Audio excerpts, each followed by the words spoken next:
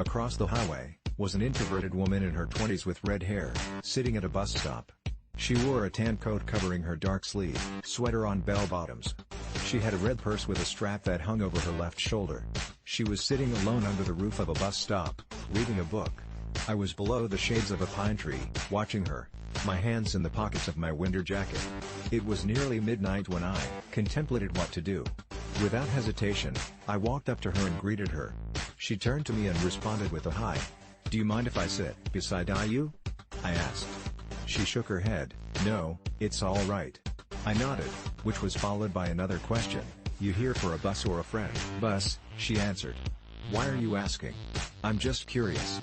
Trying to start small talk, I chuckled as I sat beside her, not too close so she would be comfortable. "You don't have to start a conversation," she replied, indicating that she was genuinely not interested. "Oh no, it's fine. I like talking," I answered. "Unless you're not interested." She took a while to reply, but then she took a deep breath. "It's okay." I knew she was going to agree. She seemed like that kind of girl. We proceeded to talk about our favorite books and our personal life. It became easier once we got to talk about books. From the info I gathered from her, she mentioned that she was returning from a vacation. Her cab ran out of fuel, so she had to walk for a few miles until she reached the bus stop.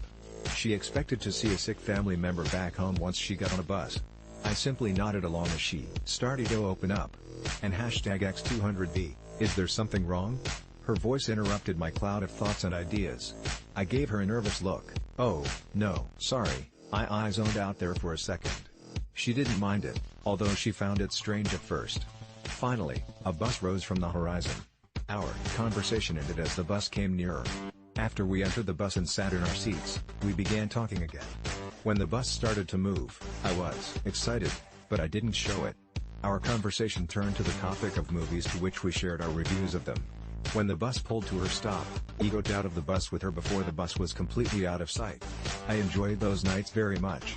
It was like how I fantasized it would be: strong excitement. Each virile stab to her young, tender chest was vastly satisfying, even though it wasn't my first. It got better with each girl he dealt with. Knowing that I left their carcasses exposed to the freezing weather while I walked away, warms me with lust.